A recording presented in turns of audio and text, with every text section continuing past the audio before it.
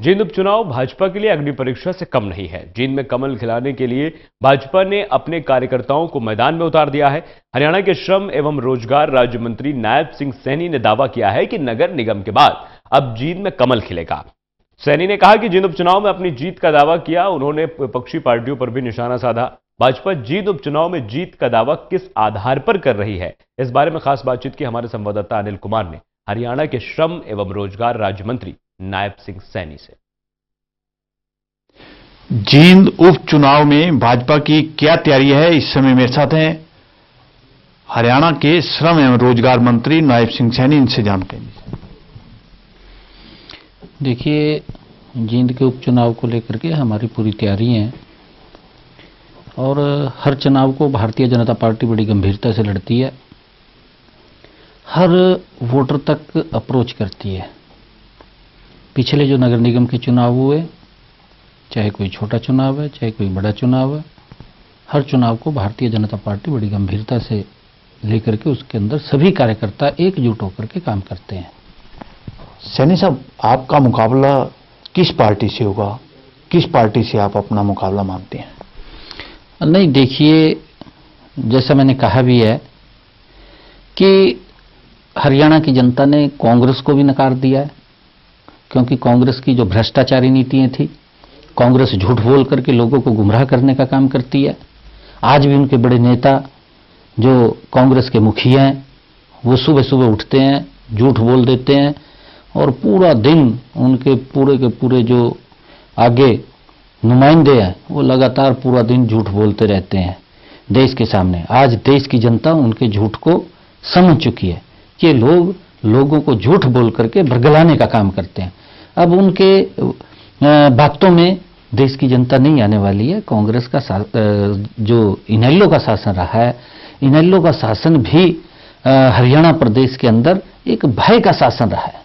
उससे भी लोग त्रस्त थे, उससे छुटकारा चाहते थे। परंतु मैं आपको बताना चाहता हूं कि आपने देखा भी, आपका जो चैनल है, मेरे ख्याल से मैं कल देख रहा था टीवी चैनल के ऊपर, आपके चैनल ने भी दिखाया है वहां का सर्वे, और उस सर्वे के अंदर दिखाया गया है कि ना वहां पर कांग्रेस दिखाई दे रही है, ना वहां पर INLD दिखाई दे रही है, वहां भारतीय जनता पार्टी दिखाई दे रही है। परंतु मैं भी कल ही जींद के अंदर था। लगभग मेरे 12 कार्यक्रम जींद के अंदर हुए हैं, अलग अलग स्थानों के ऊपर हुए हैं, अलग अलग मोहल्लों के अंदर हुए हैं। लोगों के अंदर मनोहर लाल जी के प्रति एक श्रद्धा है। लोग मनोहर लाल जी की नीतियों को स्वीकार कर रहे हैं और लोग ये बात कह रहे हैं कि आज तक के 52 वर्ष का इतिहास हुआ है हरियाणा का। 52 वर्ष के इस इतिहास के अंदर चाहे INLD की सरकार रही है, चाहे कांग्रेस की सरकार रही है, जींद की लगातार अनदेखी हुई है। पहली बार मनोहर लाल जी ने आकर के जींद का विकास किया है। 1000 करोड़ रुपया इन 4.25 वर्षों के अंदर जींद के विकास के ऊपर खर्च हो रहा है। लगभग जब मैं कल वहां पर गया, लोगों ने मेरे को बताया कि 2000 से ज्यादा तो गलियां जो कच्ची पड़ी थी, जिन मोहल्लों के अंदर आज तक कोई व्यक्ति नहीं गया था, उन मोहल्लों के अंदर आज गलियां भी पक्की बन रही है, पानी की व्यवस्था ठीक की जा रही है, सीवरेज डल रहा है, इतनी मजबूती से सड़कें बन रही है। सैनी साहब, जिस तरह अभी आपने जिक्र किया कि टोटल टीवी ने सर्वे किया है, टोटल टीवी ने जो सर्वे किया है वो केवल ओपिनियन पोल है, कोई फाइनल नतीजे नहीं है। तो क्या अब जींद में कमल खिलेगा क्या?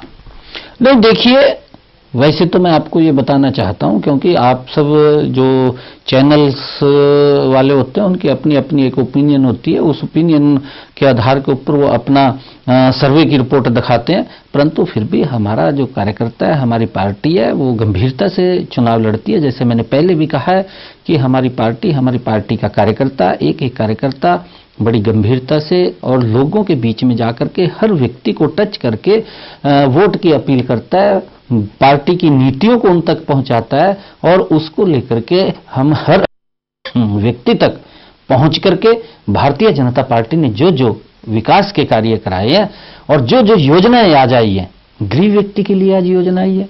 आज गरीब व्यक्ति को जिसका आज ये चिंता नहीं है कि उसके इलाज के लिए पैसा कहां से आएगा, प्रधानमंत्री आयुष्मान भारत योजना, प्रधानमंत्री जन आरोग्य योजना, एक ऐसी योजना जिसको गरीब व्यक्ति को चिंता मुक्त किया है कि उसके इलाज के लिए पैसा कहां से आएगा। एक बहुत ऐसी योजनाएं हैं जिनका लाभ नीचे तक दिया जा रहा है।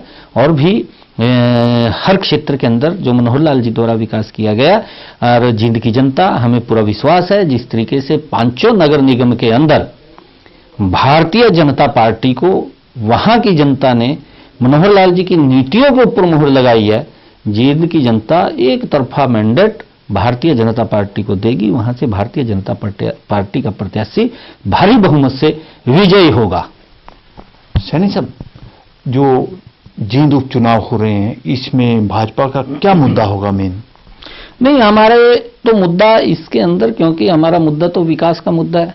हमने जो काम कराए हैं उसको लेकर के हम जनता के बीच में जाएंगे, और जनता वो देख भी रही है जो काम चल रहे हैं, जिसकी मैंने चर्चा की है कि इतना मजबूती से सुदृढ़ीकरण, नवीनीकरण, इतनी मजबूती से विकास जींद का अगर हुआ है, वहां की जनता स्वयं, मैं कल 12 कार्यक्रमों के अंदर गया हूं, हर व्यक्ति, जब मैं बात रखता था बीच में उठ करके कहते थे कि 52 वर्ष के इतिहास में चाहे कांग्रेस की सरकार रही है चाहे इनेलो की सरकार रही है, आज तक इतना विकास का कार्य किसी ने नहीं किया जितना विकास का कार्य भारतीय जनता पार्टी की सरकार मनोहर लाल जी ने किया। यही बात लेकर के हम जनता के बीच में जाएंगे, और उनको मालूम है, जनता आज इंतजार कर रही है कि कब 28 तारीख आए, भारतीय जनता पार्टी को यहां से भारी बहुमत से जिता करके मनोहर लाल जी के पास भेजेंगे, विधानसभा में भेजेंगे, ताकि जींद का और गति से विकास हो सके। ये थे मेरे साथ हरियाणा के श्रम एवं रोजगार राज्य मंत्री नायब सिंह सैनी। इन्होंने दावा किया है कि 5 नगर निगम चुनाव के बाद अब जींद उपचुनाव में भी कमल खिलेगा। कैमरामैन संजय के साथ अनिल कुमार, टोटल न्यूज, चंडीगढ़।